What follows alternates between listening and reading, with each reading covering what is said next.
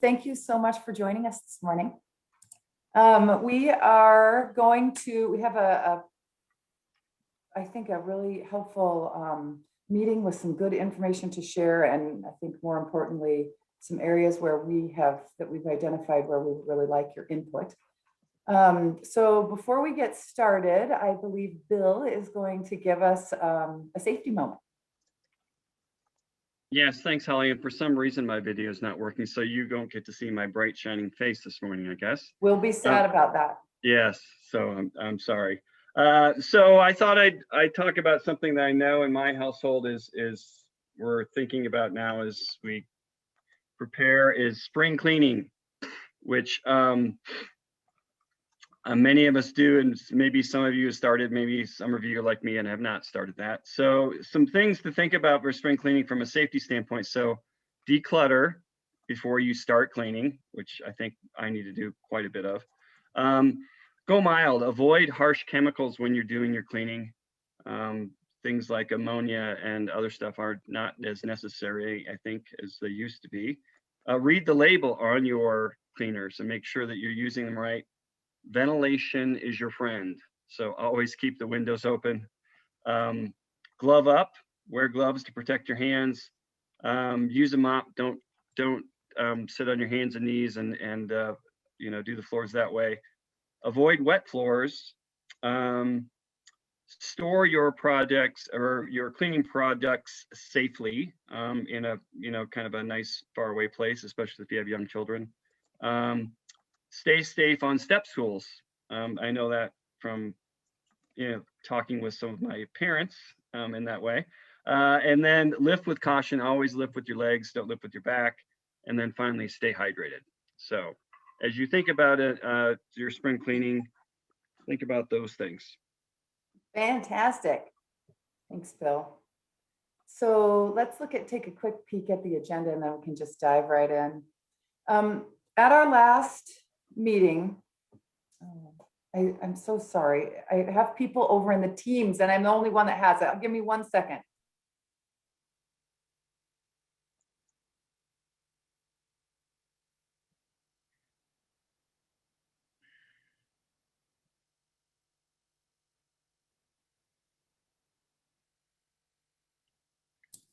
It's really possible that they did not recognize Tammy's name, and so did not go to the email that gave them the link for this morning, just FYI. Thanks, Kate. We're monitoring over there, so we'll make sure that we grab anybody so we don't lose anybody on the other side. I think the Teams invite just automatically shows up on some of these. Yes, so for some people it does. Unfortunate when you're using Office. It's Angela Lawson, Julie, if we need to. I think I got over there, but okay. Right. Okay, so let's go ahead and get started. We've got we're going to talk about the last time we were together. Several people, both at the technical working group and with you all with the advisory committee, asked about the system optimization plan, where it had been. We'd done a lot of work. We worked together for about a year to develop the system optimization plan, and where that left off, and a little more information on that. So we're going to talk through what we learned during that period, what we learned during the pandemic about those recommendations, and then what we're doing, I think more importantly, and getting some feedback from you on how RTD moves from here to a building up period as we hopefully move out of this COVID response time. So that's the first part of our agenda. The second part of our agenda, we're going to focus on the mobility plan for the future and really talk about, set the stage for what we're trying to achieve with that, and then give you an update on each of the pieces and parts of the mobility plan for the future. And again, solicit some feedback from you and some input. Then Julie will give an update on public engagement, which continues to be an important part of the process throughout, and then some updates on next steps.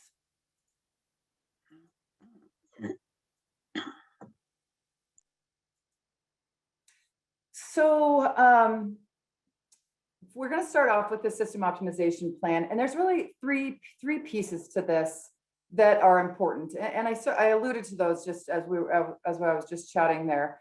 But we want to talk about what happened and what we learned pre-pandemic, what we learned during the pandemic, and then what we're doing to build up. And so that this part of the presentation is broken into those 3 sections. And as you know, we did a lot of work in that first part that was around 2018 travel patterns. So of course, some of those we've changed now being in the pandemic. So not all of the recommendations from the SOP, from that system optimization plan, can just be pulled forward. But there is a lot of good information, lessons learned, as well as some best practices that we are continuing to apply as we move through this pandemic and moving out of the pandemic period. So I flagged 4, there's certainly a lot of lessons learned during that pre-pandemic period when we were doing the initial analysis, but I flagged 4 things that I thought were of particular importance. The first is that we did an extensive peer assessment for RTD during that time. And what we found is that RTD services operate very similar to their peers. They're a little more cost efficient in some areas, a little less cost efficient in some areas. The level of ridership that they're attaining is about in line with their peers. Many peers have seen a flattening of ridership over time, consistent with what RTD has seen over the last 5 or so years. So some very similar, lots of similarities to their peers, nothing that's a big outlier. One area that does kind of stand out is that the service area for RTD is very large. It's larger than even most of its peers. So that is something that they have to adapt to, obviously, and it's a bit different.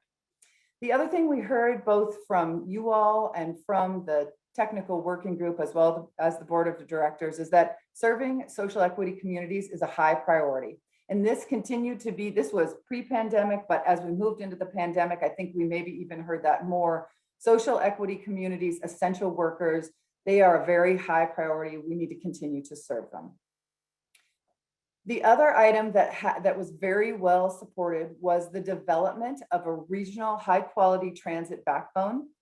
And then I think probably what we've heard pretty consistently throughout the time is just the need to have better dialogue, more transparent communication between RTD and the constituents to understand and make sure that RTD understands what's happening at the local level and that they are responding to and hearing from the local agencies and working very collaboratively as they're making and putting transit service on the ground in those communities. So more dialogue. Jim is going to help us with some of that, the SOP process, and there's just a couple slides here, and then we're going to move into what we learned during the pandemic time. Jim, are you out there? Yes, I am. Hi. Wonderful. Good morning, everyone. Yeah, so when we were working on the system optimization plan pre-pandemic, we were really focused on how to look at service modifications that really center around these 3 objectives: simplicity, reliability, consistency. You really need to have a network that's built around these themes in order to entice people to try transit, in order for people to feel like they understand the transit network, and for them to just have that level of comfort that they can rely on the transit. So that's really what we were kind of key objectives there. Next. So with those objectives in mind, pre-pandemic, we were working closely with RTD service planners in developing a potential system optimization network. And one of the things we initially focused on was ways to simplify RTD's current family of services structure, specifically to think about it more from how the customer, how the rider would think of transit. So what we were looking at is more of a market-based stratification of services, where a certain group of routes, you know that there's a minimum level of service frequency that's going to be provided. You know that those routes are going to run for minimum span of service. That there's common characteristics with each group of services. And of course, one important thing for a network like that is having transfer hubs where those different types of services can come together to accommodate transfers. Next. So this is, what we were looking at was basically 4 different categories of services. These names are still maybe a bit in flux, but I'd say this is where we were headed there pre-pandemic, where that first category is focused on more the community focused routes, just getting around more locally within your community. And next was a connectivity, where this is focused on getting outside of your community to other areas, but via more moderate frequency routes. This would include the all-day regional routes to get you from one community to the next. That third category, we have labeled here as convenience, and this is really what Holly just talked about, that regional high quality transit backbone, where that network of bus routes and the rail lines that customers know that these are where you're going to have these high all day high frequency routes, a long span of service, at least until midnight or 1 a.m., something like that. And then that last category is more of the commuter focused routes that are just more about the home to work travel, that are more about peak period only type services. So we just got a question from Commissioner Levy. Good morning. We would like time to review and analyze these new market-based service categories. Are there more details you can provide to our technical staff? Yes, so I can pop in here. You'll see as we move farther into the presentation, we have developed a subgroup, working group that will be representatives from this group as well as the technical working group, and could be appointed people. And they will be looking at the buildup of services from where we are today, which will also include a look at the service categories in there as well. Any other questions before we move to the next set? This is Commissioner Levy again. I'm just wondering how you would like to do this. Do you want to hold questions till the end, or should we go ahead and pop in? You're welcome to ask a question. Now, we have some specific discussion slides, but I think Julie will manage us to time and we'll try and keep us flowing along, but absolutely. So you could put it in chat, or feel free to raise your hand if you would like to as well, and we'll make sure we catch everybody. Absolutely.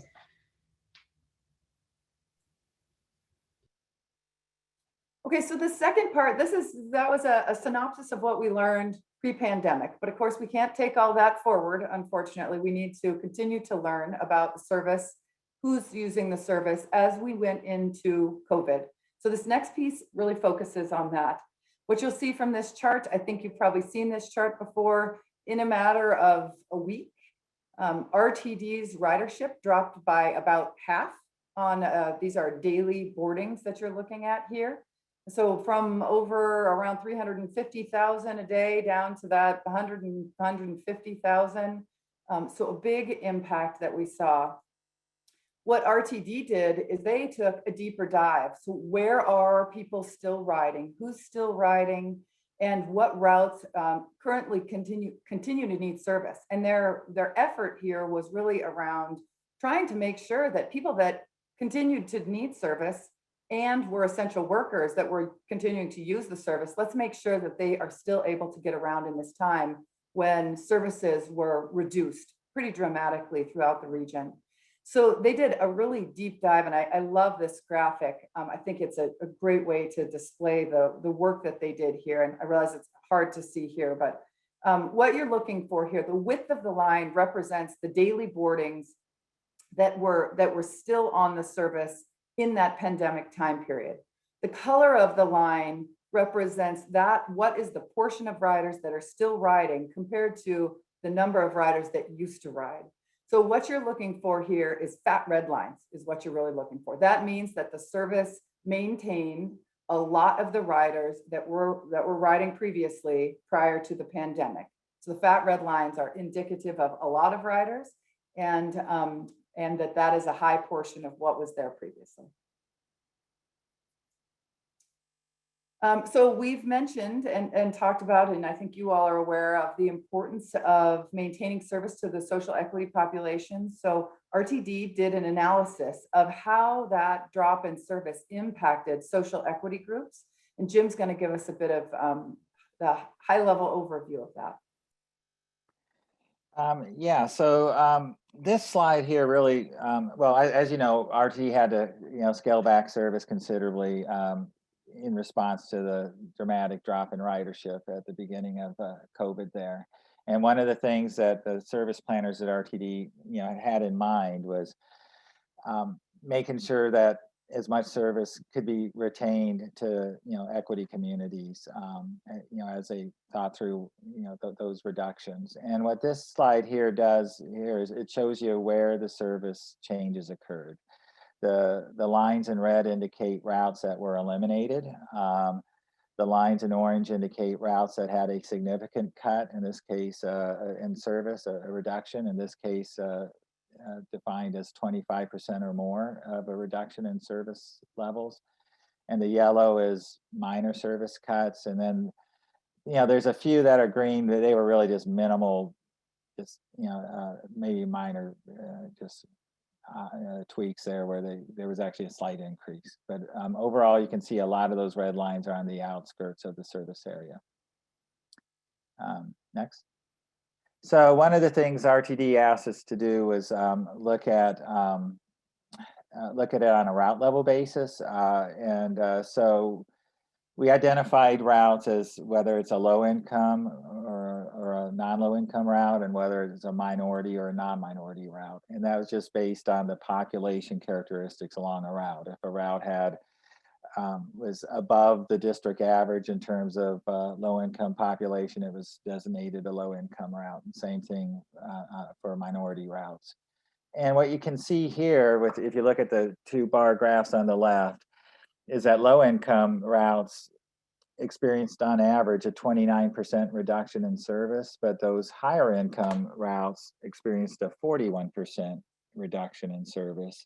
And you can see the similar thing with the minority, non-minority routes there. So unfortunately, everyone, there were significant cuts done throughout the network, but RTD was successful in, retaining as much service as they could to the minority and the low income routes. This here just kind of visually shows the areas in gray are census block groups with a large percentage of low income populations, larger than the district average. There's a few outliers, on the fringes, just because those are large block groups with very few people. But you can see there that, again, the lines on the red are where were significant reductions of service, and you can see a lot of those are not in those areas of gray where there's high concentrations of low income populations. In fact, the green, where the service reductions were less substantive, tend to be in those gray shaded areas.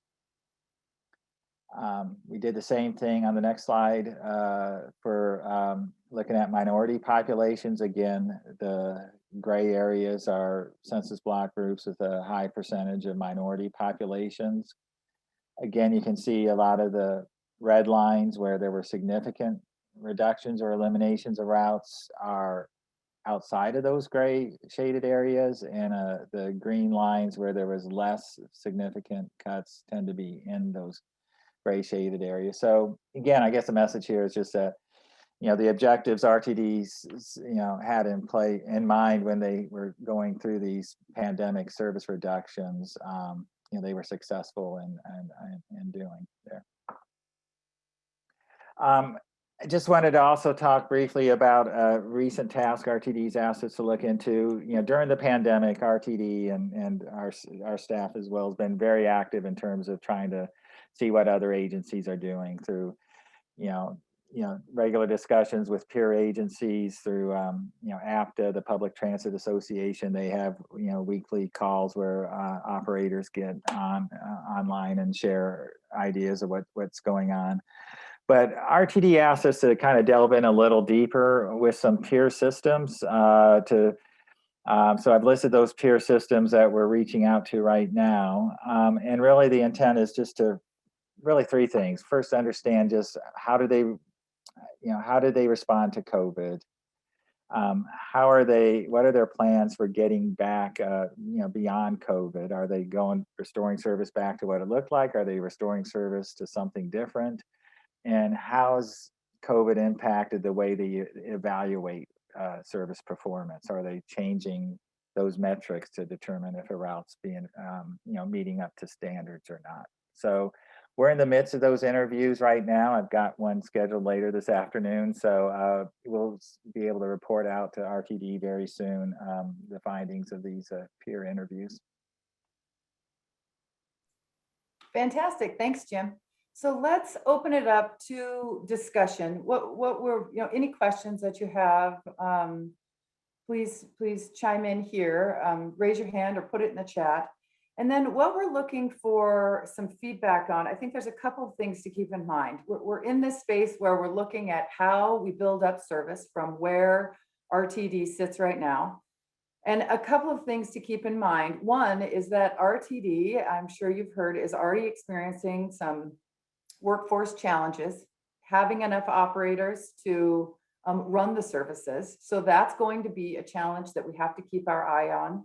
And Jim talked yesterday about how really all of the peers that we're talking to are experiencing that to some degree as well. So that's something that's happening across the country with transit agencies. And what we'd also like to hear about is what indicators should we be looking at to help us identify how service is built back up over time.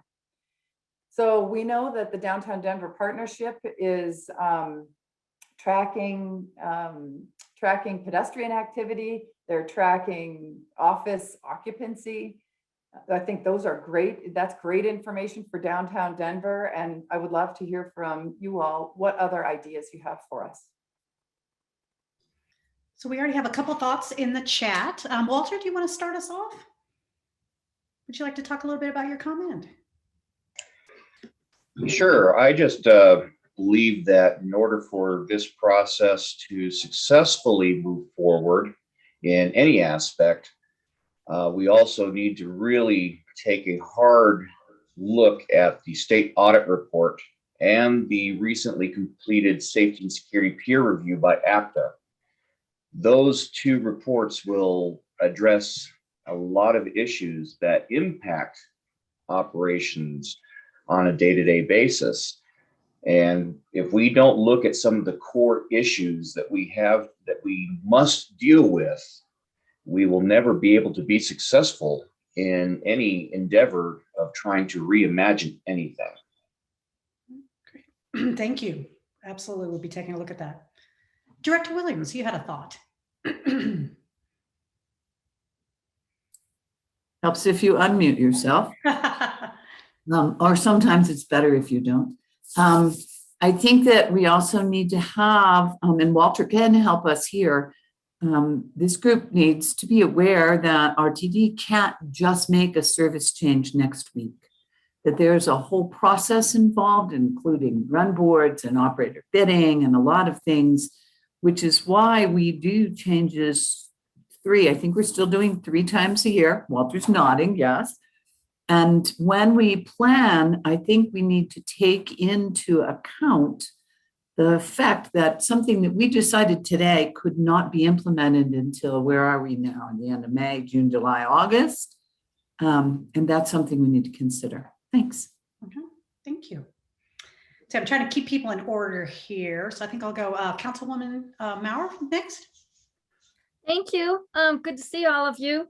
And I apologize, I have to leave at 8:30 today, but like I mentioned to Holly that I do have somebody from the city that'll still be online. Just a couple things, just having presentations with Dr. Cog. We've started to hear from CDPHE and they're talking about the employee traffic reduction program. And that is due to, the climate change issues, greenhouse gas, so forth. And one thing that's come out of that, that they're looking at trying to make larger companies want over 100 employee type companies have, and employees are required to, or the company is required to have programs for different, transportation modes other than their car and single occupancy. So, but the one thing that I've heard from there is a lot of times where the people are getting, like they want to use like a transit service, but it's not, there's transit service not available. So for like, maybe you have like a company like Kiewit, and a lot of their employees come from over at I-70, due east, the Green Valley Ranch area. There's not service to bring those employees in. So it's just something to consider as we're looking at this, and I don't know if this is going to go forward or not. I don't, there's still conversations happening, but it is something that, I guess in the future we have to consider, right? And how we're going to, support that effort. And then the other thing that, down south, in the Denver Tech Center, Lone Tree, Centennial, Greenwood Village, that area, the housing cost has just, and I know it's all over Colorado, but it's just escalated so much that, your person that works in a restaurant or in some of your retail areas, they no longer can afford to live here.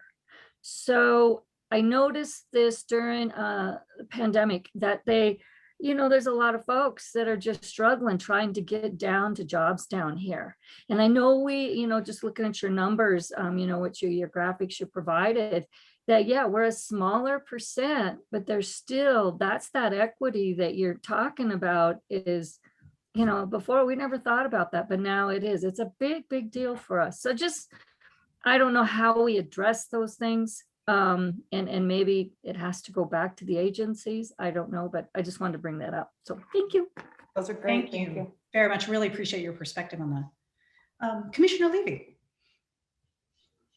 Yeah, thanks. So, well, the question I put in the chat was about how the recommendations of the accountability committee are going to be integrated into this Reimagine RTD process. And specifically, as we talk about how we're going to come back, how RTD is going to come back from this, you're going to have to lure new riders. You know all of this. RTD knows all of this, but some of the ideas that are coming out of that, I think, really need to be very well integrated at the front end of the process, and specifically the conversation around local service council. So, and it that feeds into the previous comments. There are areas that have really particular challenges for mobility that could be met by having a stronger voice in those communities, a stronger local voice. And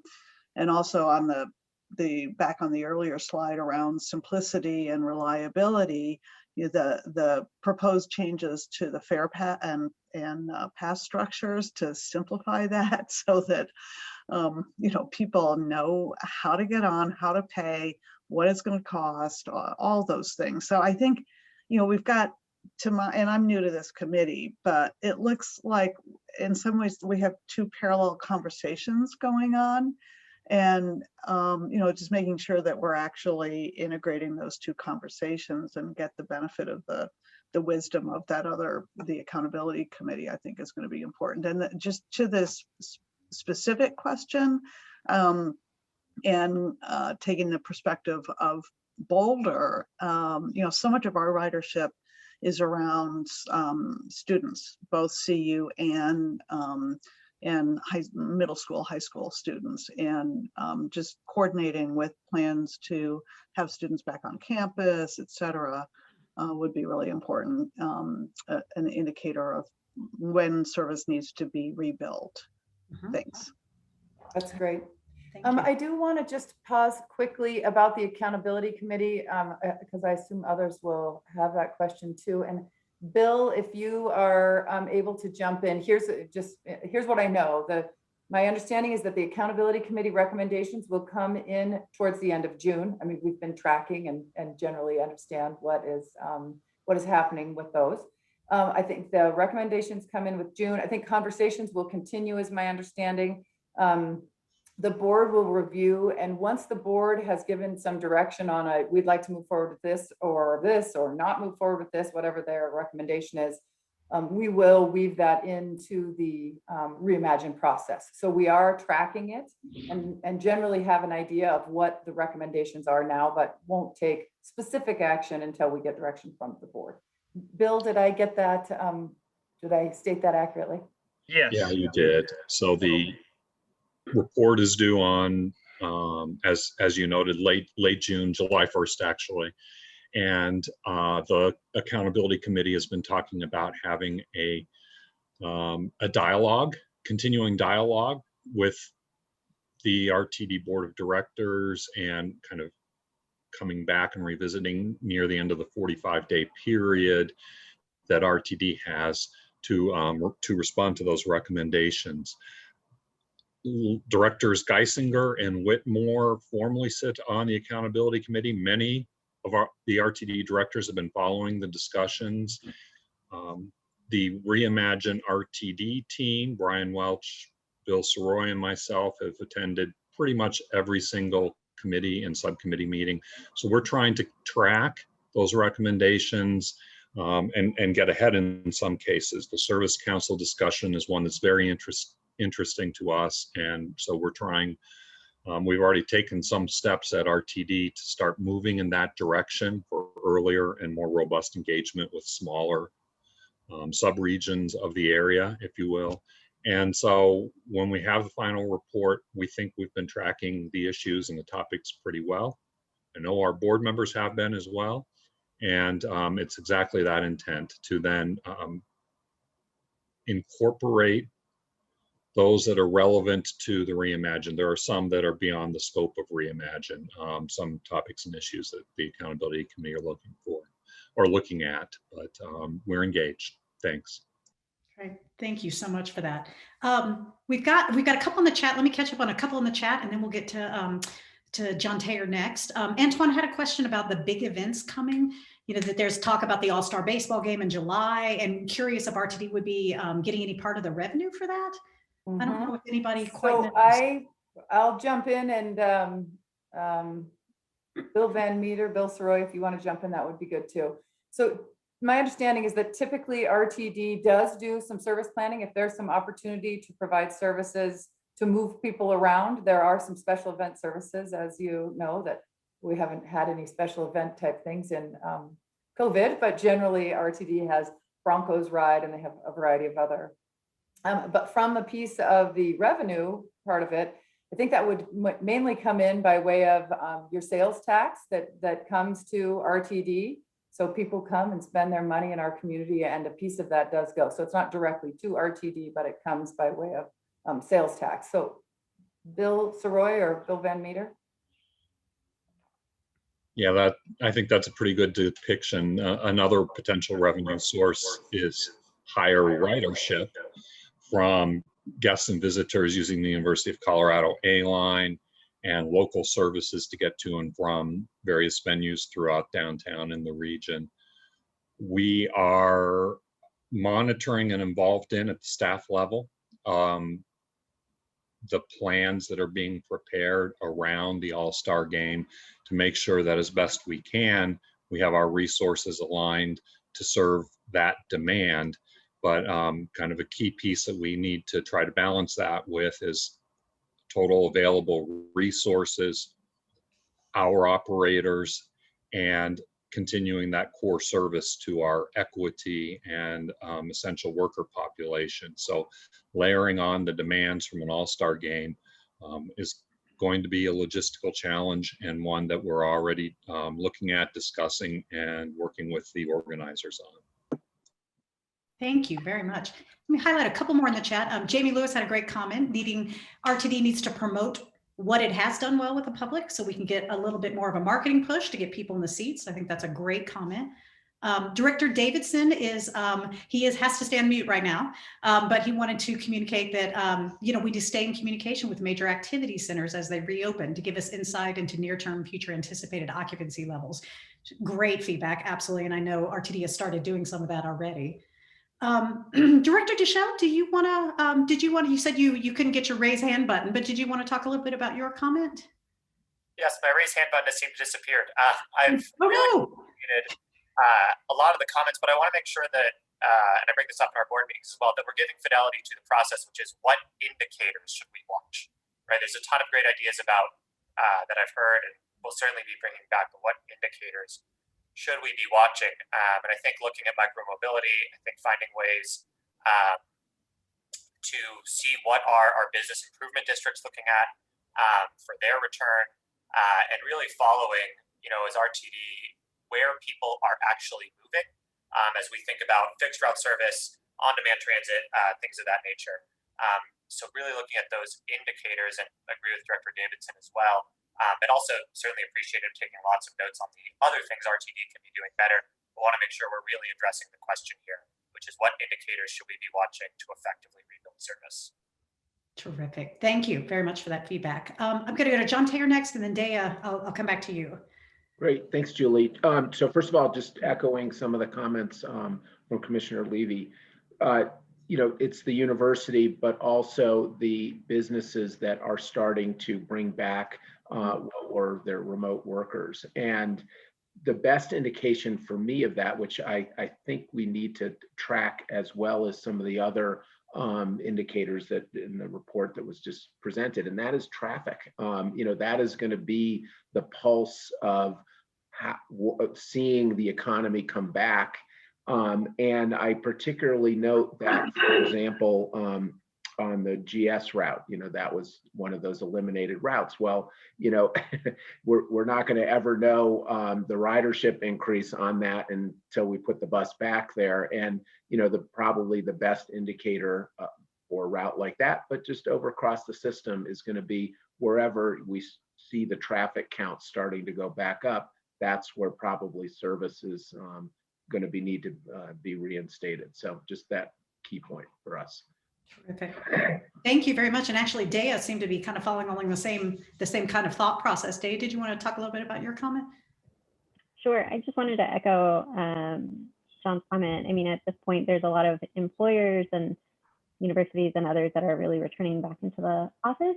And if they can't access the bus, we may see an increase in traffic counts just as a result. I also had just another question. I know RTD, it's a little further down the line, but RTD is also engaging in a strategic planning process. And I'm just curious, how will that intersect with this committee's work? Mm-hmm. Oh, that's an excellent question. Bill, maybe do you have some thoughts on that? Yeah, that process is, as Daya noted, underway, and I believe it's scheduled to wrap up in late June. So kind of almost concurrent with the Accountability Committee recommendations. And so it's a real opportunity for the board to revisit and reaffirm or adjust mission, goals, priorities for the agency. I'm struggling for the right words at this time in the morning, sorry. But to put together a strategic plan, again, I think the timing is good for informing our process as we move through the summer and fall, and have that additional policy input and guidance for us to consider and incorporate into our work. Great, terrific. I'll go to Kay Kelly next, and then Walter. Hi, good morning, everyone. So I think if we're talking about indicators, it seems like the trend is that a lot of employers are starting to bring folks back to the office. If CDOT is any example, we're using June as kind of a transition month to say, you should start thinking about being in the office a few days a week in June. And right now we're actually talking to our employees about rebooting their commute, understanding, hey, you used to drive to the office, you used to, ride your bike to the office. You should think about what that's going to look like when you come back in June.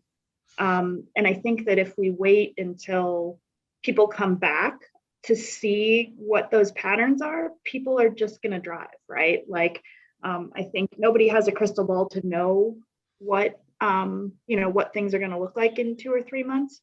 But I think there's a general trend that people are going to go back to the office. And if there isn't a transit option for them, they're just going to create a new habit where they're driving. So I think need to be in front of the problem as opposed to having to change behavior later. That's an excellent point. Thank you very much. So just going back to the chat real quick, Walter is doing a fantastic reminder of the fact that, where we started with this, that workforce is a tremendous issue for us moving forward now. And that we really need to keep that workforce concept in mind and make sure that we're really focusing on the experience of the employees so that we can retain them. So I really appreciate, Walter, you keeping that front of mind for us.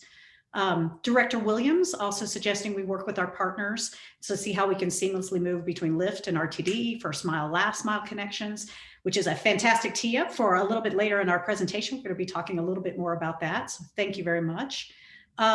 Just want to go through these last couple and then we'll go to Antoine, and then I think we're going to have to keep moving on. Let's see, I think we answered your question, Dea. That was about how the new strategic planning process. So thank you for that. And then Audrey, do you want to, you had 2 or 3 things. Do you want to close us out for this section? And then, sorry, then we will get to Antoine. Sorry, don't want to think, won't ignore you. But Audrey, did you have any thoughts on what you added here? I think it's echoing what John Terr and others have said regarding now, society is starting to open up more. City councils are starting to meet in person. Employers are starting to bring their workforce back into the workplace. And so I think those changes are really good indicators for considering adding service. I rode the Skyride over the weekend and the bus was full. So people are starting to travel more too, which is really great to see. I was kind of freaked out at DIA and how packed it was, having not traveled for over a year. So that could be another indicator as well. Thank you. Terrific. Thank you so much. Antoine? Yes, and I was actually just kind of piggyback off of my question, also with Walter as well. Actually being out here driving, I was noticing as well how full our buses have been since events and businesses have been coming back into the metro area. So I have noticed also with the, I guess you can say with the Rockies games and then with the big All-Star game that is coming, we still are, I've noticed now with our new vote that's coming in June, we've added more free mall rides, but we haven't brought back the free metro ride. And that is also something that I was wondering why we haven't brought back into the service, especially with people coming back to work and then also to the events that have been taking place downtown. I also do one of the FF routes where I have been really full on Fridays and Saturdays. So it's actually a great thing to see because I actually missed that out of RTD, being able to interact with our passengers and also employees. But it's just like, I would love to see us, like I mentioned at our last meeting in March, where we are actually able to stay 5 steps ahead of the public and beating them to their own planning. So that way, when people start coming back into work or into the events, we are way ahead of them and able to already, exceed expectations. Mm-hmm. Excellent. Do we have any responses on the free metro ride? We may have to get back to you on that one. Okay. I don't have anything on the plan for that. Sorry. I was gonna say, this is Bill. So I just wanted to mention one thing. I don't have anything specific to the free metro ride, but this is my moment to channel Jesse Carter to the meeting, because Jesse has always indicated to us that, our service adjustment process is resource driven. And again, I know some things have come up around workforce. The other issue that really we haven't talked about is vehicle and vehicle capacity associated with COVID. So that is going to be another issue that does drive our ability to provide service. I think if our expectation is in the June run board that we will get some relief on that we'll be able to go to 50%. We're currently at 33%, I think, capacity on our vehicles. So we'll see some relief, but hopefully that is something that we can see, go away in the future that will then, help us to kind of bring back that service. Thank you for that context, Bill. And Jesse Carter leads our service development group, just in case you didn't recognize that name. So we've got 2 more comments from directors. So let's do these and then we'll move on. Are we okay time-wise, Holly? Doing all right? So Director Busick, would you like to talk a little bit about your comment?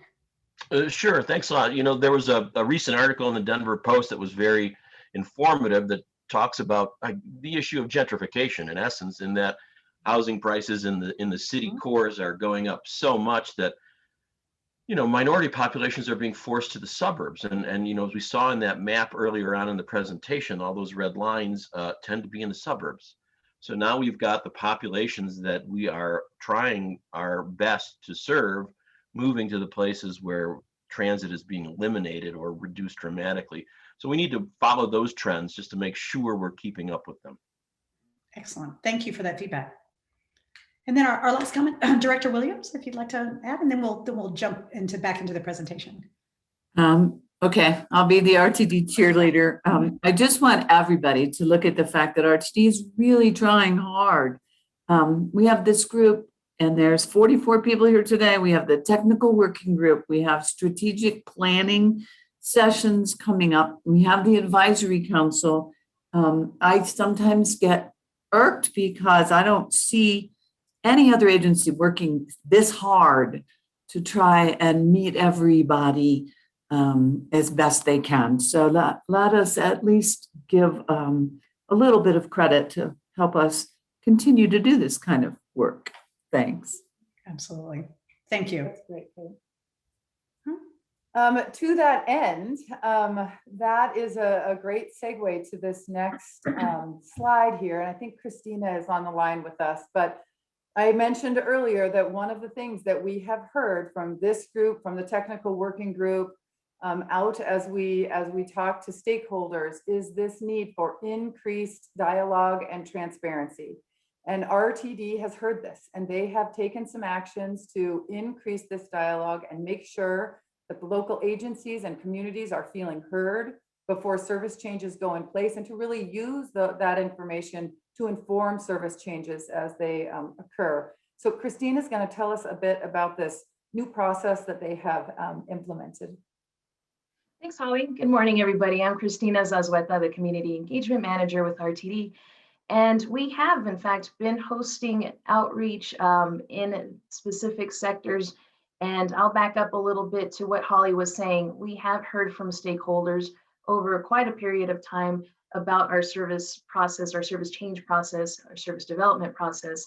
And part of what we heard was that these groups would like to be plugged into the process and plugged in earlier. So before our service planning team really puts some of these proposed changes to paper, we are going out and meeting with groups of stakeholders and talking about services in general. So we're not going out and saying, hey, here's the list of changes that we have coming up, because this is before we even get to that. But what we're talking about is something a little bit more broad. What is going on in their communities, especially right now, which is very critical, what's going on in terms of who's returning to work, what areas are you seeing the greatest need at, where might we need to consider a shift, or even further down the line, what's coming up that we are not aware of. To somebody's point earlier, you know, is there a major event center or a major business employer that is going to be bringing more business into the area that we need to be aware of? So we started this process earlier this year, and we've hosted a series of these. We've split the RTD district into 5 geographic sectors for this outreach. And the first thing I'll say is this is by no means set in stone, because we needed to start somewhere. And the way we split it up was by travel shed. It was looking at where people were traveling within our district and how we could best split it up based around that. So the sectors that you see here won't have an equal amount of population in each one, because again, it's going back to how people were traveling. And this is based on information we already had. And that's to the point of this may change. We know that the reality of how people travel is going to change. So this map that you see here is open to a little bit of transition as we move forward. But the other thing that we have done with this map is we tried as best as possible to keep it around some of the cities and county borderlines to make it a little bit easier for them to be part of these groups so that it wasn't too confusing. But again, it was mostly around the travel shed.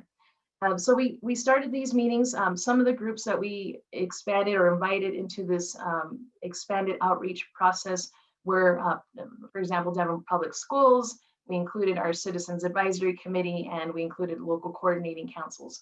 As we move forward, we're getting onto these groups' agendas, or they're being invited into these groups, and we're having this continued conversation. Some of what we talked about was, just as we mentioned today, really important things, what you must know before we get into the conversation of service planning. Things like we've got the operators, that is a challenge. We don't have as many operators in the seat. We've got things like the capacity limitations, and then how that transitions into what RTD is looking at for the future. So we will continue to host these. As we move forward, we've also realized that there's opportunity here inherently just in the conversations that we're having to bring in other topics such as the fair and equity study that's coming up. And it would be something that we would bring into these groups, and of course tap these groups for input when appropriate for things like that, and Reimagine, of course, and other programs and projects as we move forward. And that concludes my slide. Fantastic, thank you. Well, so moving forward here, kind of building on the question we got from Commissioner Levy. So where do we go from here? So what we haven't done, or what we're going to establish, is a subgroup. So it can be individuals from this group, from our TWG, or if you have somebody you would like to assign to this group, we're more than happy to have them join us. And the idea is this is really looking short term. So how do we rebuild back service? We've had a lot of really robust discussion around people coming back into the office, and we're going to start seeing, a lot of this transit need. So what we need to be really thinking about are what are those performance measures or metrics or indicators, milestones? What is it that we need to be thinking about as we're considering where to rebuild service, when to rebuild service, and where to rebuild service? And so this group is actually going to be led by our service development group. You heard Jesse Carter will be leading this, and we'll be supporting. But so we're planning on bringing everybody together for 3 to 4 meetings in the June to September timeframe. And this is all geared up to Director Williams' point. There's a process to go through for the next run board. So these will be discussions we will have this year that will impact the run boards in 2022.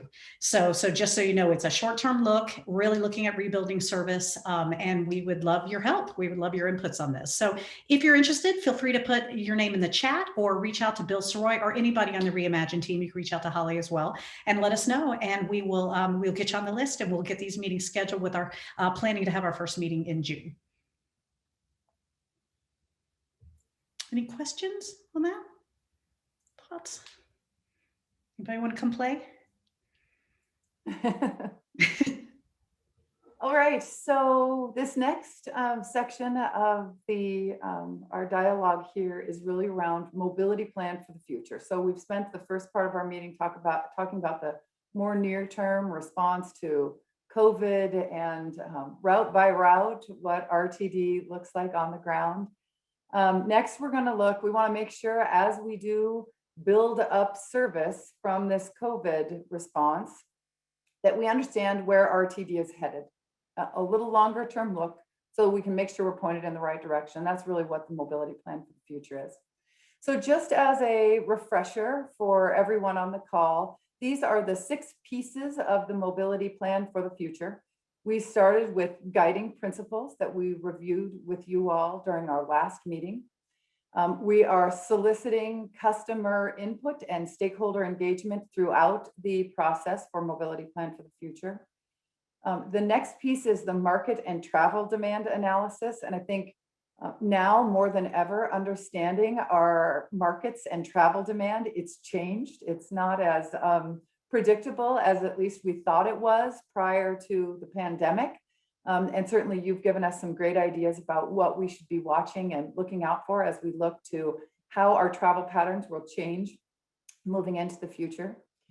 During our last call, we spent some time talking about strategies, which is the next bubble on the bottom middle there. How do we respond? We know we're going to have this level of travel demand, and what is RTD going to do to respond to that to ensure that the mobility demands of the region are met? And then finally, Bill talked about this, and we've talked about this a couple times, but the fiscal and financial, there is a limitation based on the current funding sources. Obviously, we can't put in place everything that we would hope to, but we need to be fiscally responsible as well with the taxpayer dollars. So we'll be looking at that as well. And then all of that leads into the mobility plan for the future, and really helps to set the stage for RTD's investments as they move forward. So let's do a quick refresher on the guiding principles. These are very similar to what you saw the last time we were all together. And that you'll see there's 6 of them. The 6 have remained the same. The concept here has remained the same. There is some wording tweaks that have been made, and the board of directors adopted these in April. Now, between you all and the technical working group, there were some suggestions about some more detailed information that would go in here. We provided that information as feedback to the board, and the suggestion was made that as we go through this process, we dig into those details, but we leave the guiding principles at this high level look at overarching for the agency. So that's where we're headed, but we're going to work on digging into the details as we move through this process together. So speaking of the details, we thought it would be useful to do a bit of a look at the mobility plan for the future and really take a high level look at what are we looking to achieve with this. And I think we thought we knew what we were looking to achieve with this, and then we went into a pandemic, and I feel like, we've all had to sort of reset how we view transit, how we view mobility. We've all been in our homes for a really long time now, and I think we're itching to get out of the house, and some of these numbers you're going to see may indicate that. So a couple of things here. When we look at DRCOG's information, the Denver Regional Council of Governments provides information to us about land use changes over time, population changes over time. They also make estimations around mobility, how many people are driving, how many people are using transit. We pulled some information here that we think is pretty interesting. So when we look at the population growth by 2050, it's estimated to be around 31%. When we look at the ridership changes estimated by DRCOG, they estimate that ridership by 2050 could increase by about 70%. So the goal with the mobility plan for the future is to figure out, how do we respond to that 70%? So for an order of magnitude for you, that's somewhere around 60 or 70 million trips annually for RTD. Today, they serve around 100 million trips today. This is a pretty big growth. This is a pretty sizable number. The RTD, transit agency transit, in some manner, the model is suggesting we're going to need to accommodate. So we're looking for some dialogue today around that. Our goal with the mobility plan for the future is to investigate and recommend strategies to meet or exceed that demand, and then make sure that they're resilient and responsive to those changing travel patterns. Then we create a comprehensive approach, and that's really the mobility plan for the future, is the comprehensive set of recommendations to move forward with. So when we talk about that 60 or 70 million boardings, I thought, I feel like that's a big number. When I look at that, I think that's a lot of people. That's a lot of boardings, right? So I thought it would be helpful for us to look at what it looks like on the ground for RTD today. Now, these numbers are 2019, so it's not really today, because 2019 is sort of our last normal year of data that we have available. The light rail, the first line here, is the light rail and commuter rail system. The whole system carries about 34 million annual boardings. And then you can go down and see what the other services do. The whole bus system carries about 59 million boardings. So this gives you some context about what that 60 or 70 million boardings growth might look like. When we think about what it looks like moving forward, I think it's also interesting to look at the efficiency of these different services. So the light rail, commuter rail system accounts for about 33% of annual boardings, but it costs RTD almost half of its operating budget, 48% of its operating budget. So a third of the riders cost 50% of the budget-ish. Counter to that, the bus service, 56% of the boardings are captured on bus services, and that costs about 44% of the operating cost. And then on the right, you can see the subsidy per boarding, which I also think is fairly interesting and reflective of those numbers as well. So thinking about that goal that has been identified and those numbers, I'd like us to, if you can pull out your phones, and we're going to do a quick Mentimeter exercise. So if you log on to www.menti.com, and that's up at the top of the slide, I'm pointing at the slide like you can see my point. It's at the top of the slide there with the code 21129947. We'd like some feedback on how you feel about that estimation that's been made. So the question is, Dr. Cog estimates that transit boardings could increase nearly 70% by 2050. This is over 250,000 additional boardings per day. And then we'd like to hear from you. The three options are: I support this target and feel it's achievable for RTD, or I do not support this target because it's too low. I do not support this target because it's too high.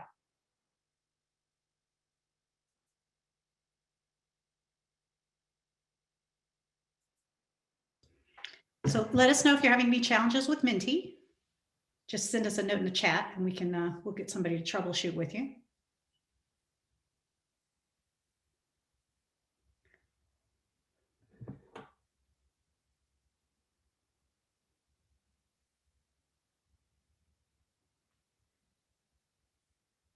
So hopefully it's working for everyone. We'll start getting some preliminary feedback here in just a second.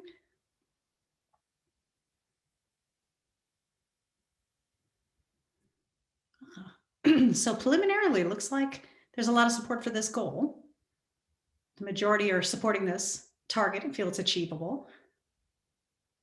We have one person that's indicated, I do not support this target because I feel it's too high. I'm not sure who that is, but we'd love to hear from you and kind of get your perspective.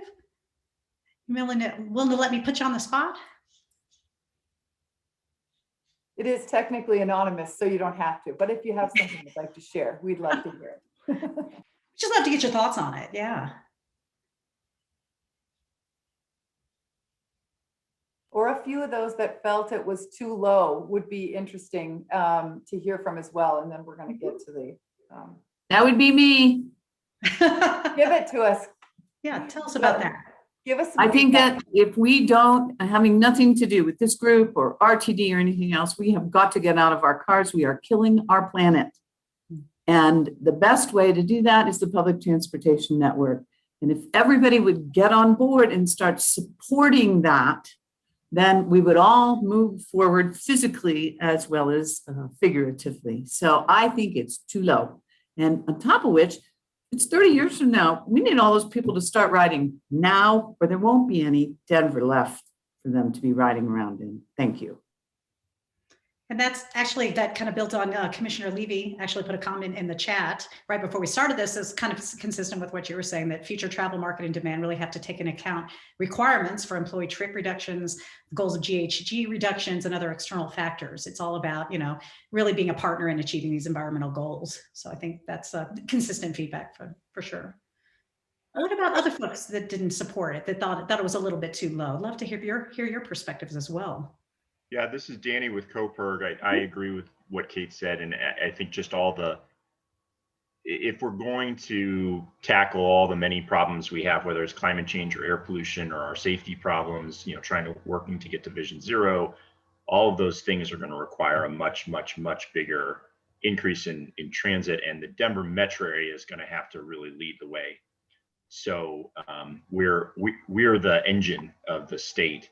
And I think we'll be the first ones that you know are locked down in gridlock if we don't do something larger. So it does feel, I haven't run the numbers either, but if you go back to some of the big state goals that we're starting to see come out of, you know, the climate change roadmap or the Vision Zero or whatever it may be, it does feel like 250,000 by 2050 will not be enough. That it would need to be much higher. It'd be interesting to run those numbers, because I know that CDOT has a goal of reducing VMT 1% per year now through 2030. The greenhouse gas roadmap has something around a 10% reduction in VMT growth. So if we look at VMT growth, I'd be curious how much transit trips would need to equal that or come close to that. And I would guess it'd be above 250. Yeah, I can give you, I don't have specific numbers, but for context, I did look up from the DRCOG information. And do we have anybody from DRCOG on with us today, Julie? I think, is it Doug Rex? Are you here? I thought I saw him in the participant. Well, if you are, please correct but you me might be if I- disappointed. If I misquote, please please correct me. But when we look at trips for the entire metropolitan region, RTD trips make up about just under 2% of all of the trips. Now, when we boil that down to commuter trips, it's more than that. It's somewhere around 4% of the commuter trips. And then when you get into, to Danny's point, if you get specifically into downtown Denver, and you're going into downtown, you have a much more sizable capture rate for RTD going into downtown Denver, where there's parking charges and limited parking and that sort of thing. So, but on a whole, for the Denver, the DRCOG region, RTD makes up just under 2% of the trips. I think that sounds right, Holly. I can verify that via text message here with some folks back at the office. But yeah, and I really do think it'll be interesting to see how teleworking plays into this. We do, I'm not sure to what degree that's reflected in the model right now, because it's still, we're in the learning process to see exactly as we come out of the post-COVID to see exactly what that looks like. But I think that'll play a pretty big factor in the determination of what transit ridership and, quite frankly, what traffic in general looks like. Thank you. Commissioner Levy. Yeah, thanks. I wanted to expand a little bit on my comment that I put in the chat. Also, just follow up on Danny's questions and comments. And because the number 250,000, it seems like it's more related to estimates of population growth than to a goal that helps us achieve our environmental goals. And so the conversation sort of needs to be flipped a little bit. So RTD is, it's a transit agency. Its mission is to move people.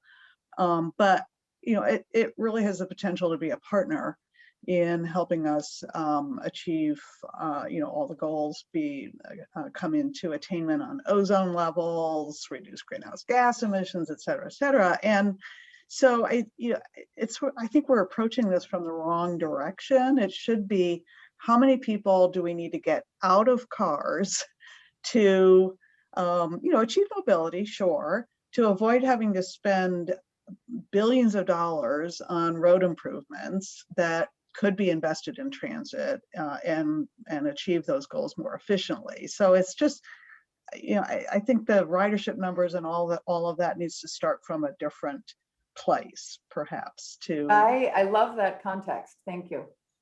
Mm-hmm. And so based on that, Denny, fell out of the cat, he'd love to throw out a goal of 20% more of trips in our region. So that's where he's thinking our goal would be. Is that correct, Danny? Yeah, and to be clear, this is, I think part of the value of the Reimagine process is thinking as big as possible. Mm-hmm. So, I think there are lots of processes set up right now for RTD to be thinking about things fiscally constrained and based on this and based on system optimization. But I think you have a group of people here who could probably weigh in, at least I could weigh in more on the thinking bigger versus the how do you actually optimize your system or whatnot. So I think I'm particularly eager to think big. And if that means having a couple different numbers, like we look at what it would take to get to 250,000, but we also look to see what it would take to get to a million. I mean, I think that would be helpful to have a real stretch goal. Right. And I agree with Commissioner Levy, the more we can start from other goals that have been set, so we're not just in a vacuum, that would be great. Thank you for that feedback. That's great. We've got a couple comments from some of our directors. So Director Deschelle, you wanted to dig into the DRCOG numbers a little bit? I don't know if you're having problems with your phone. Oh, good. Okay. So it's really right. Is that for I know DRCOG's jurisdiction is larger than just RTD. So is that 70% increase in boardings by 2050 within RTD's district or within all of DRCOG's jurisdiction? That is the entire DRCOG region. It's from the DRCOG model. So yes, the DRCOG. But Director, I mean, RTD is the only transit service. Well, I mean, it's a little bit in our area, but RTD is the only service there, only transit provider within our district. That's right. That's right. So, yeah, I mean, so knowing that, right, it sounds like, you know, I think it is absolutely achievable. I agree with Antoine that and others that BRT is really sort of the most fiscally sustainable and probably best way forward. But there is an issue of an additional revenue stream. We are funded by a sales tax. We run about 25% of our costs are debt service. The next 25% is salary and that overhead. And as we've seen in the comments, perhaps that needs to be readjusted, especially for our frontline workers. But there's a fiscal reality, right? So is that local partnerships? Is it, I do think it's possible to get there, but not under the current financial model. Can't issue more debt. Northwest Rail, with the amount of political pressure we get, you know, people want to add that. That's $50 million in ongoing operations and maintenance every year. So there really needs to be an intense look at how do we increase or diversify RTD's revenue stream in order to meet these goals.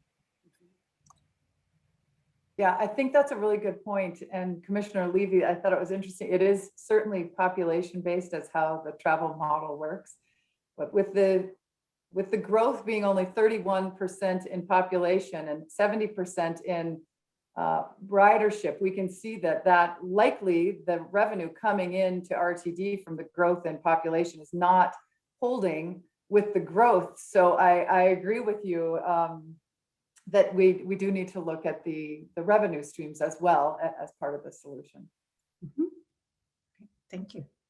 Let's see, I'll go to Kate Williams and then back to Doug Greggs. So Director Williams? Oh, you probably shouldn't. I just typed mine because I'm happy to be with Danny looking at the big picture. What if RTD was free? What if we penalized people for using their cars? What if we drove everybody to use public transportation? If we are going to look at reimagining, those are the kind of things that we need to look at. Our system was built and designed 25 or 30 years ago. It's backwards. It was designed to bring people into the city to work and take them home to suburbia at night. We don't do that now. Many, many, many of our people now live in the city and go outside of the city to go to work. And the hub and spoke system that we have wasn't ever designed or built to accommodate that. So what if we threw out what we're doing now and did something really different? Okay, now muted. Goodbye. Thank you. So we'll go Doug Rex and then Director Busick next. Great, thank you very much. I'm just looking at stuff in the chat here and I see the comment from Danny that DRCOG's travel model is not a crystal ball. And I kind of chuckled because Eric Sabina, who now works at CDOT, used to work at DRCOG. He always said that the travel demand forecasting tool is not an oracle, right? It's a model. If we knew, we'd know. So, so it is interesting. And I appreciate Danny's comments as he suggests that, you know, we have the opportunity to influence, right, what those assumptions look like. And but the comment I really wanted to make is that DRCOG, we've done some scenario planning work associated with our model. And you know, what would it look like? How if we were to double transit within our region, right? I mean, what would it look like if the assumption was free transit? How many additional people can we get on? I think that analysis would be interesting for this group to see, and we would be happy to provide a presentation on that if you're so interested. Wonderful. Great. Yeah. Thank you so much. That's great. See a few more. Director Busick? Thank you very much.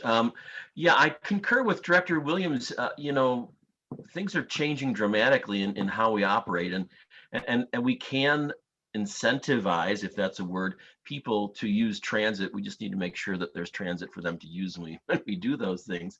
But I also wanted to say that I concur with Commissioner Levy's comments on greenhouse gas reductions and the ETRP issues that are going to be coming before us. And when it comes to greenhouse gas reduction, you know, that seemed to be just kind of an ancillary benefit that RTD provided and never really marketed that as something that could be a primary goal of RTD. You know, we need to be the sustainability option, and we can also be the ETRP solution. So these are two incredible opportunities that the state legislature is giving us to incentivize, again, that word that probably doesn't exist, people to use transit. So that's all I have to say. Thanks. Perfect. Thank you for your feedback. Let's see, Antoine, you had some thoughts? Yes, so I was just basically piggybacking off of Director Williams as well.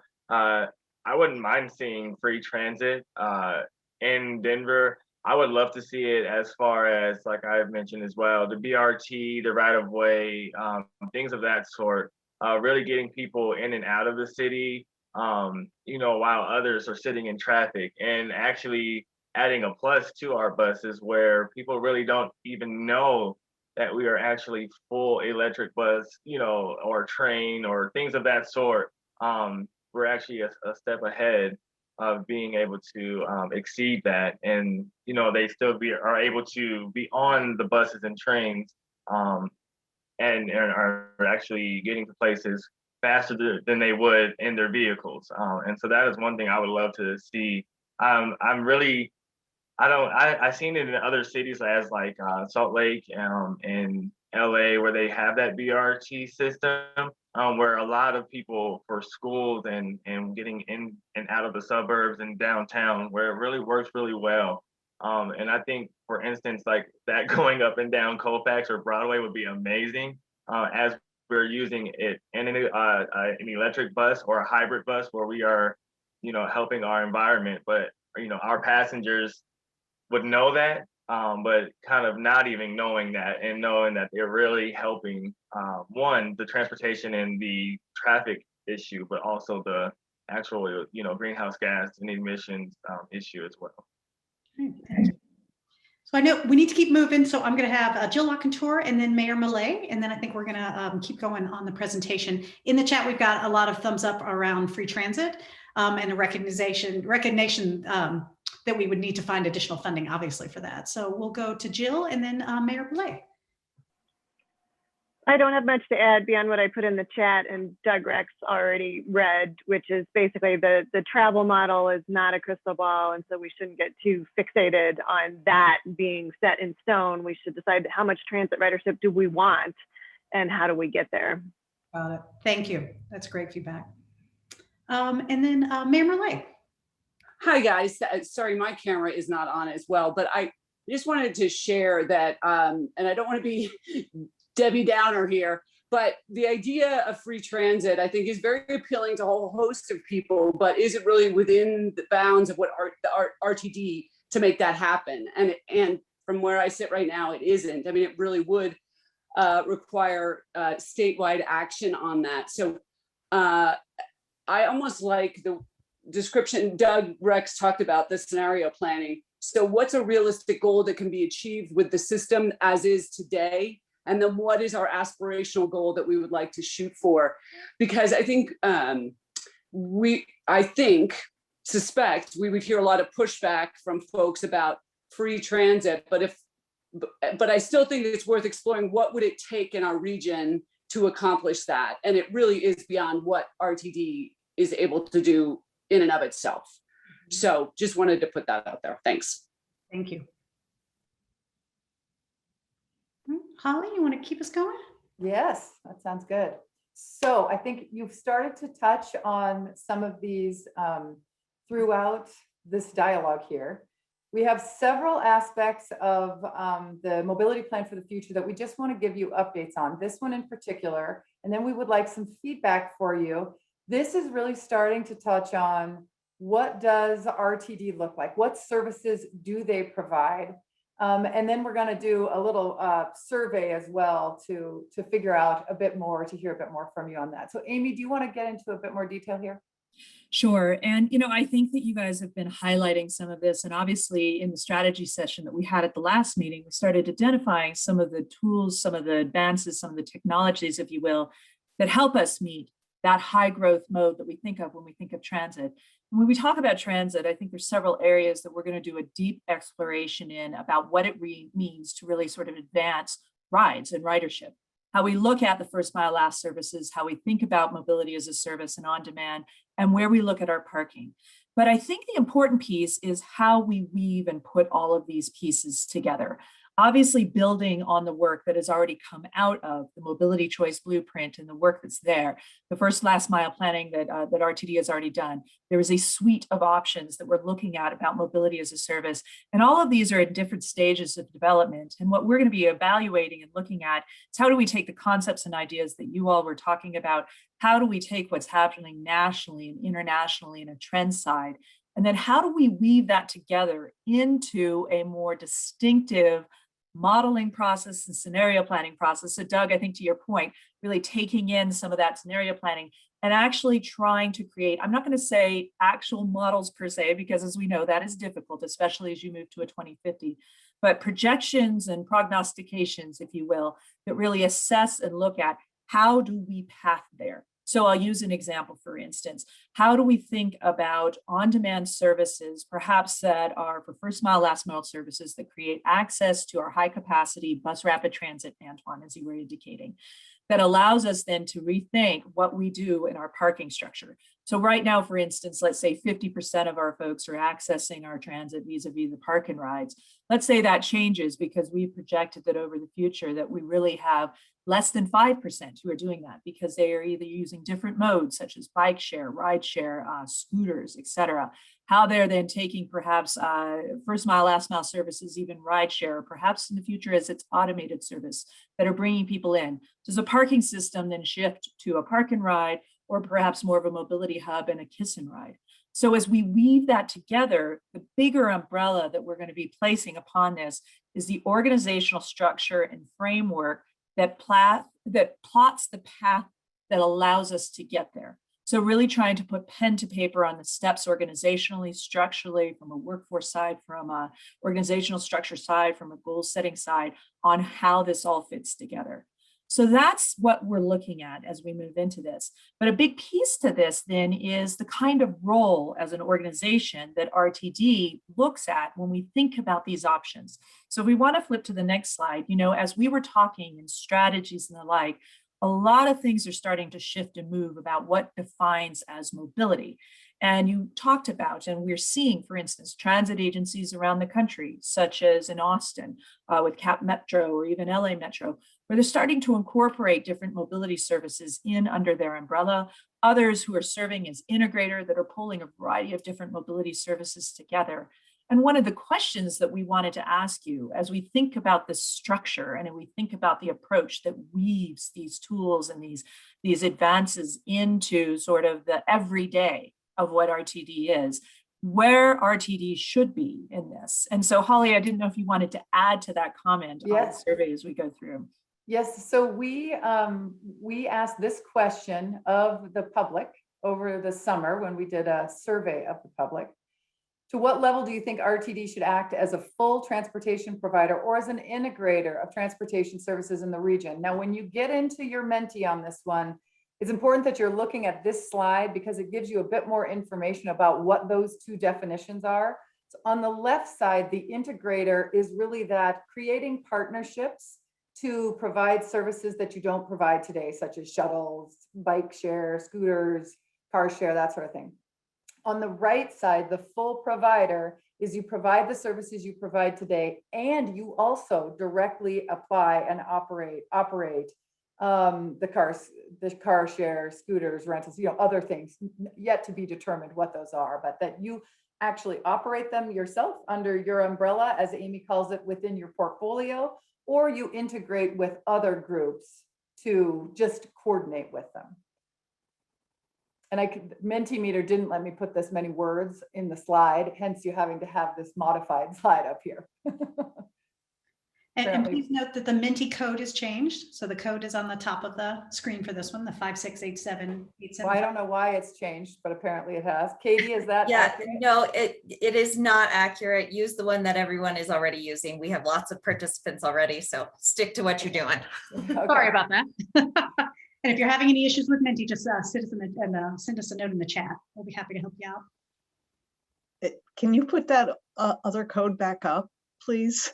Absolutely. We can put it in. Hold on, I can put it, I'll put it in the chat. Yeah, perfect.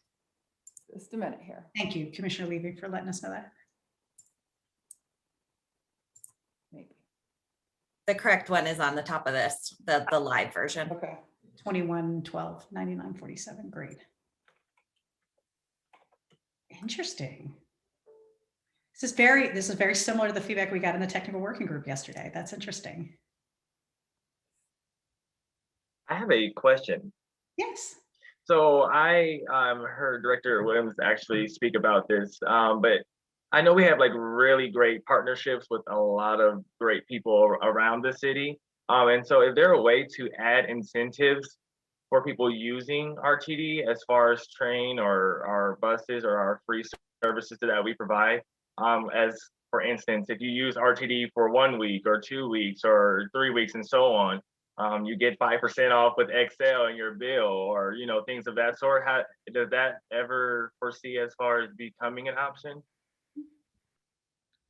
It's a good point. Yes, yeah, I don't know if there's anything quite like that in place today, but certainly with the e-trip coming that people have referenced, it certainly seems like some incentives to get people out of their car and onto the bus would be something to explore. Well, I can tell you that some places nationally too, there are some examples where they are paying people to travel differently. And so this is not just like a Ride Amigos kind of a situation where, there's incentives because you get a discount at a coffee place or that kind of thing. This is happening in Nashville. In fact, they're using their CMAQ dollars to do it. It was jump-started earlier by the TDM programs with their businesses and others. It's happening in some other areas. A system called Hitch, actually, that some of us talked to here in Denver a few years ago, where it is literally a cent per mile incentive structure through an account-based app type that does that. So there are some things that are happening in interesting use of federal dollars and otherwise to help accomplish that. And then there's some pretty extensive research right now through USDOT and others about those incentive programs and how that works effectively. So stuff that perhaps we could do some additional exploration on. Terrific, thank you. John.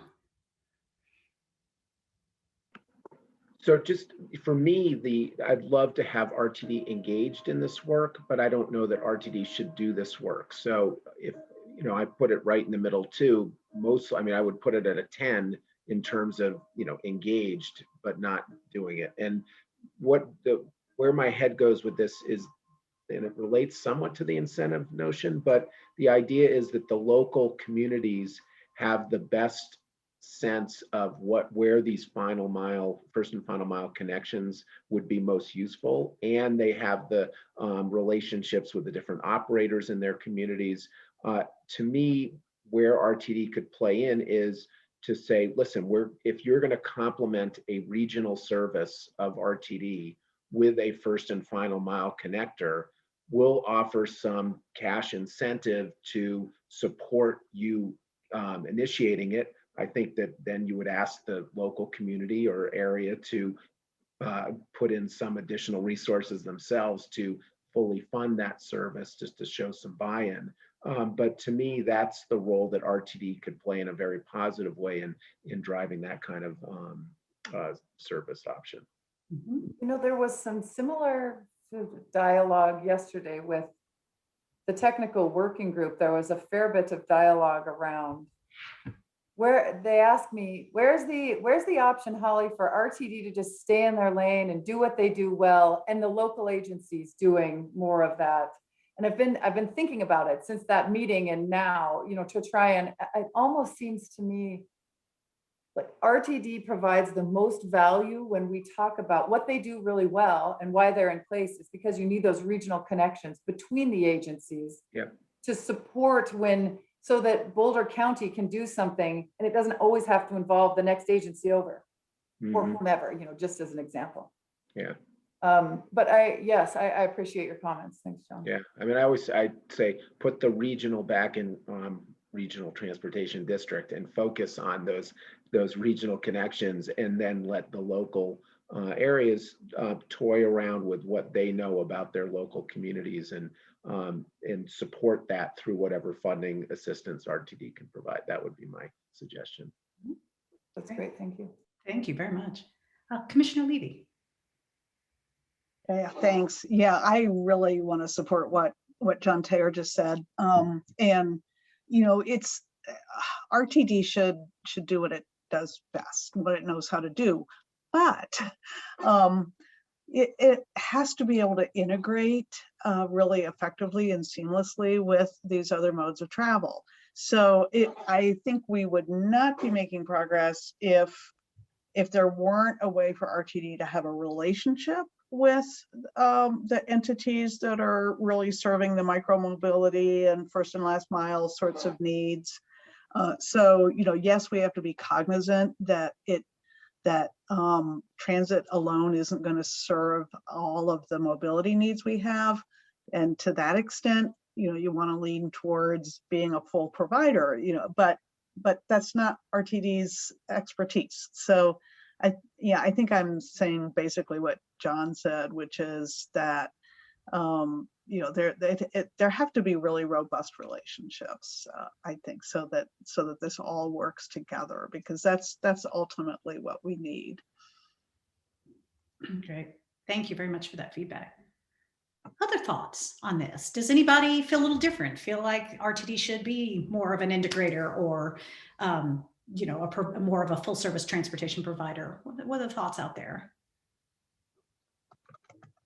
I kind of feel like, honestly, to kind of piggyback off of Holly, I kind of feel like RTD, it's kind of hard for RTD to kind of stay in a lane, quote unquote, only because we provide services to so many places. So it's hard to stay in a lane when it comes to offering incentives to those who are going to the grocery store or going to schools or places where we could offer those type of incentives, because we are providing that service to these places, for people to get to. So I think for us to integrate and actually have those partnerships with those type of businesses or things of that retrospect, it would be amazing for people to really, hey, I took RTD and RTD is reliable for this because I go here all the time, or this is my mode of transportation because it's my, I have to be here.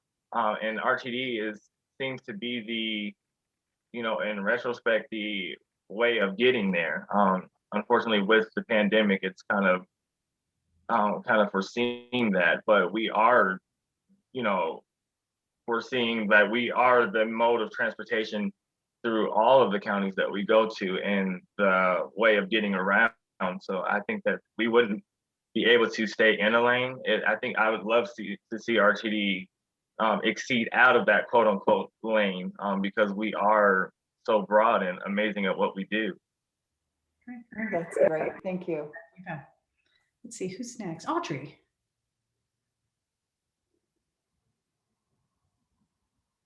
Hi there, thank you. So Commuting Solutions, in partnership with our local jurisdictions, has been implementing the US 36 First and Final Mile study recommendations for quite some time. And one of the examples where I think there's an opportunity for RTD to improve is around those local and regional collaborations, so that they are, working in partnership and not getting in the way of innovation. So I think I agree with Commissioner Levy and John Terr regarding like RTD leaning more into first and final mile, because that land use component and those access to the activity centers is super important to increasing transit ridership.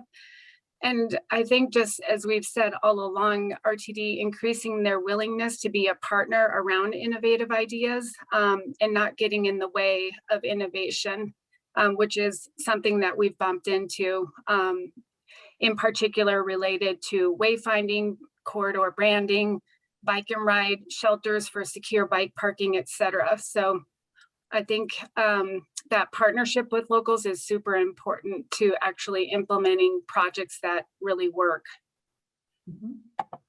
That seems to touch on a bit of the if I understood the comments, and I do want to make sure that I'm hearing this correctly, John, I think what your point was, allowing the locals to have more control at that local level in coordination with RTD.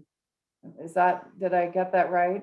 Yeah, I mean, it should all coordinate seamlessly, and I think that's what Audrey's saying too. It's the notion is that you know, classic for us is the diagonal highway. You know, somebody gets off at you know, the 63rd of the diagonal, and they're like, I got another 2 miles to get to work, so transit doesn't work for me. But if there's a shuttle bus that is locally supported and designed, that could then be a convenient mechanism.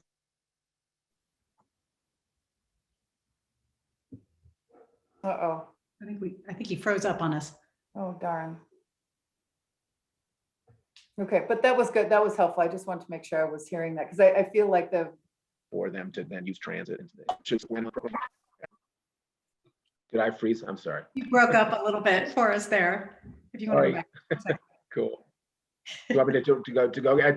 Just the whole point is, agreeing with Audrey. It's about the coordination of regional service with these first and final mile solutions, and RTD being the supplementer in terms of funding. And then you know, I think that asking communities to buy in would spread RTD's dollars a little bit more efficiently too, and demonstrates commitment. It's not like RTD should put a minibus here, you know. It's like, no, we're partners with you in seeing if this will work and making transit more convenient.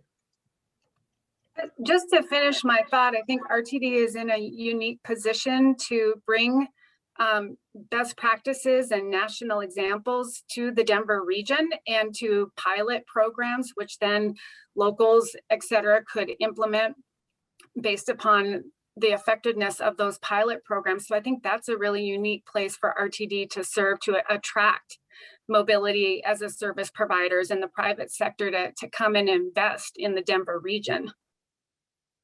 Mm-hmm. Great. Oh, thank you for that feedback. From the chat, and Holly will need to write this one down. I think there's a lot of interest in the chat around these incentive programs that Amy brought up, specifically to Nashville. So we can make sure that we bring some of that either, you know, between the meetings, or we can talk about it a little bit more in meetings, but I know that's a level of interest to everyone. And Director Williams had kind of an interesting aside about, you know, if you really want to reimagine RTD services, you know, there might be opportunities to engage more with social services. I know RTD's been meeting on helping people get to their vaccination shots and things like that. So that is an interesting concept to be thinking about. Mayor Millay, completely agree on partnerships. Would love RTD to partner on the Lone Tree Link microtransit. Absolutely. We got a question about what did the technical working group say about this issue? So that might be a good one to dig into a little bit. Holly, do you want to take us into that? Yeah, so the technical working group, they didn't land in a wildly different spot than you all did on the integrator versus full provider. They were, let's see, I think you were at about 4.4, not that the average is really relevant here, but just to give you a sense of, Katie, if you have it up, can you bring up that? Yeah, so the technical working group was a little farther over on the integrator side when we conducted this with them. And I would say that there was a fair bit of dialogue around I think the term they used was the stay in your lane, do what you do well. But I think an absolute acknowledgement of the need for partnerships, that understanding that mobility comes in so many shapes and sizes, that we need to have some of that, that the partnerships are very important with that too. Yeah. Any other thoughts that you have from the conversation, Julie? I think that, you know, there was a spectrum of views, as there is here. Absolutely, absolutely. And I wouldn't say it's that different. I do. I think there's everybody, I think, is open to this concept of partnership. I think Commissioner Levy's last comment, I think, really kind of nails it on the head, though. You know, her comment is that the local services that people are imagining require funding as well. which currently doesn't exist. So, you know, we're talking about that shuttle bus waiting on the BRT riders on the diagonal. Well, who could fund that? Are there opportunities maybe to work with employers on that route to partnership to get additional fundings or some sort of regional transit entity? So I think that was part of our discussion, you know, as well with the TWG is, you know, what does partnership mean? And with all these desires, how do we obtain the revenue sources to be able to meet these needs? See, John, did you have another comment or was your hand up from before? Sorry. All right. Well, I think that's what we have in terms of comments. Do you want to keep us going here, Holly? Yep, let's do it. So the next aspect of the mobility plan for the future that has come up a fair bit, and we wanted to just give you an update on, we don't have any results to report out on these next few items, but just wanted to give you an update on what is taking place as part of the Reimagine process. And this one is the zero emission vehicles and bus facility work. And I believe we have Cliff Henke, one of our partners with WSP on the line too. Yeah, yes, you do. Wonderful, Good morning. thank you. Yes. So we just have gotten started. The first thing that we've done is looked at sort of the technology landscape and mapped where that's going.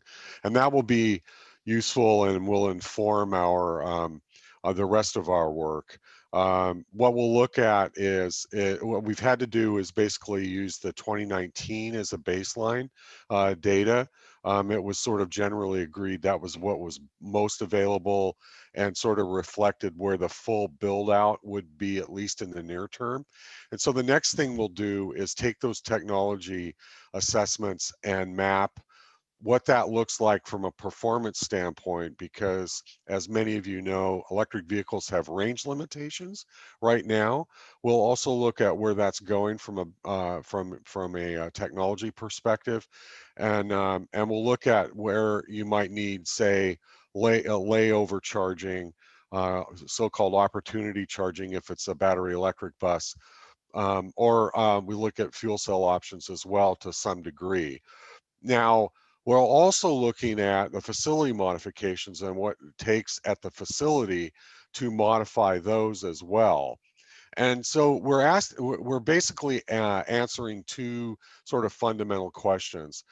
How much can we do by 2030? And then what would it take for a full electrification by 2050? And we'll do cost modeling. We'll do a sort of step-by-step phasing to the 2030 goal and what that looks like, as well as what the full 2050 build out looks like. And we'll look at, as I said, the cost implications of both of those scenarios. We'll also look at the utility need, because in many cases you will need to inform Excel that they need to build up their grid and what that looks like in terms of the interconnection, and then also look at any incentive programs Excel will offer in terms of rate, tariff breaks, etc., to be more cost effective. It's going to be a big number, but we'll thoroughly analyze all of that. I'm happy to answer any questions about that. I don't see anything in the chat, so. Brian Welch just Well, had I see Brian Yeah. also coached me. Yes, we'll look Good. at those assessments as well. just want to highlight, looking at the 4-year-old facilities. Thank you.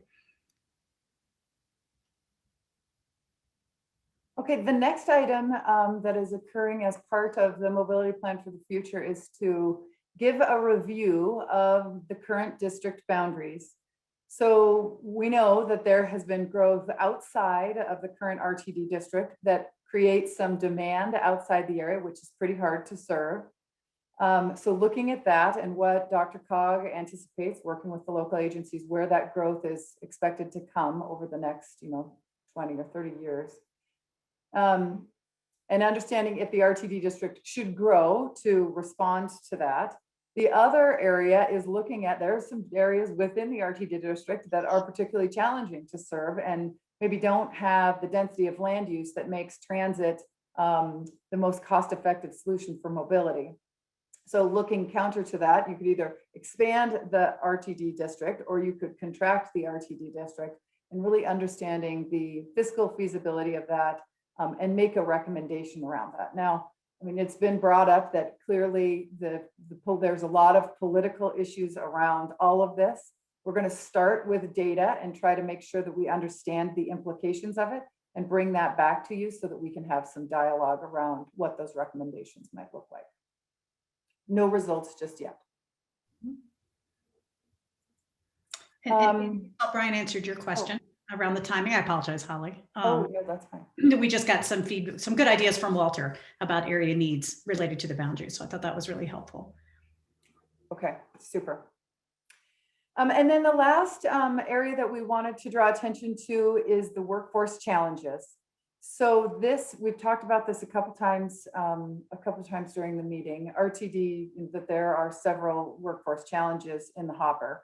One issue is that in 2019, RTD completed an engagement survey and found out that, and I think the reason they were conducting it is because they knew this already, but they're fairly sizable group of people within RTD that were identified as being actively disengaged. So these are the people that are, perhaps not contributing in the most positive and productive manner to your agency. And we see that through a higher difficult in attracting people to RTD and difficulty retaining people at RTD. And there is a real strong desire to course correct some of that and get on a better path. So we're going to start with that, and those are sort of the more near term, like what's happening within the agency today that we can support. And I know CEO Johnson has already taken some action to try and help with some of the mandating, and there's been some activity that's already occurred.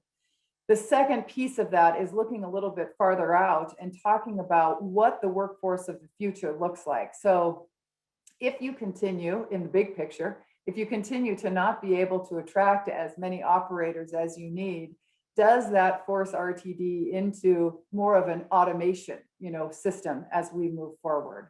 On the more near term, what skill sets are needed as Cliff talks about transitioning to a zero emission fleet? What skill sets are needed to maintain and operate that fleet? They're different than they maybe are today. When they have diesel mechanics today, and we need people that understand how to work on electric buses in the future. So looking at that workforce and how that will change over time as well. So some near-term actions as well as some long-term.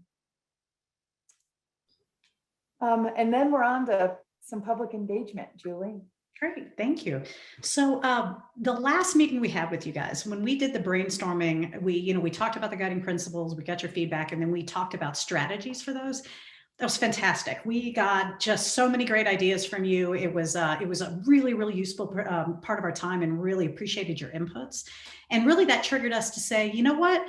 These ideas of strategies and how we are going to achieve the goals set out by these guiding principles is a tremendous opportunity. And so our approach from a public engagement perspective is sort of no stone unturned. So what we're asking the public and key stakeholders and everybody, so help us get the word out about this, is an opportunity to go online to our Reimagine RTD page, click share your ideas. We'll talk a little bit about the guiding principles, and then we've set up what we call an idea wall, which is great because it's a really interactive. So you can put a comment in specific. Holly was talking about workforce. So we can put a specific comment about workforce, and then people can come and read your comment, and they can agree with you, or they can disagree with you, or they can add another comment. So it's chains of conversation on this website, and we're already getting absolutely fabulous feedback. So really based on doing that with you guys and the amazing feedback we got, now we want to go out to the public and do something similar, because you never know where that great innovative idea is going to come from. So what we'd really love for you to help us is just get the word out. We've done some press releases. We're doing social media. We're reaching out. There'll be an e-blast that goes out, in the next week or so.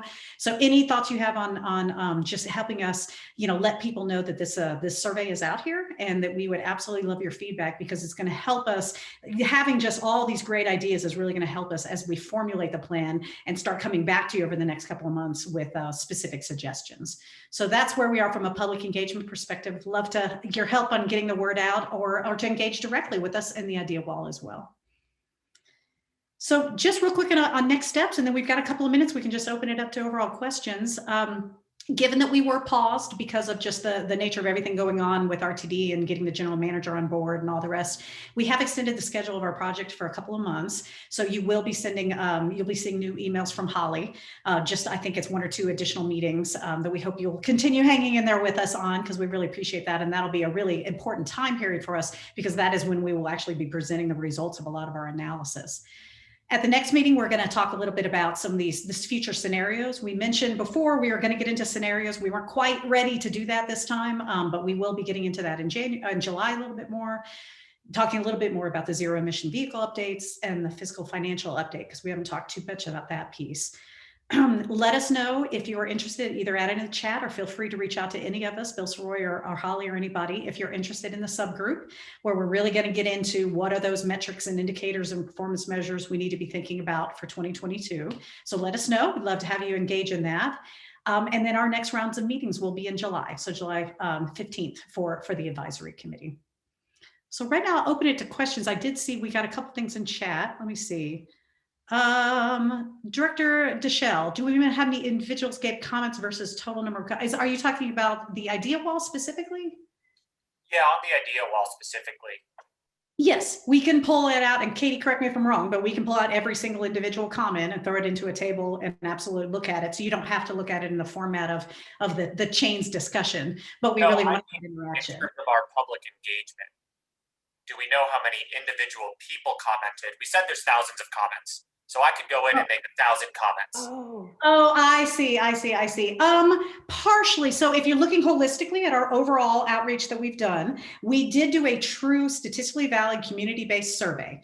And we have all kinds of details because we can do cross tabs on that and tell you exactly. When it comes to the, a lot of the other feedback came from individual meetings with targeted groups, and then some of it came from the website. And Katie, correct me if I'm wrong, I do think it is difficult to see on the website. There might be an opportunity for people to comment more than once. Katie, is that a correct statement? Yeah, you can. There is an opportunity to look at IP addresses and stuff as well. So, I mean, I think depending on what you're looking for or what you want, we could dig in a little deeper. So just let us know. But that community-based service, like I said, survey was statistically valid, absolutely no duplication. So that was one of our more significant efforts that we spent. And I think we got over 1,000 comments. How many, do you remember how many comments we got on the community survey? Does anybody remember? If not, the statistically valid one was right around 1,000 people that participated in that. Of writers and non-writers. And then, like you were saying, it's hard to say how many people in the more general broad outreach, but we can dig in a little bit if there's interest. Great.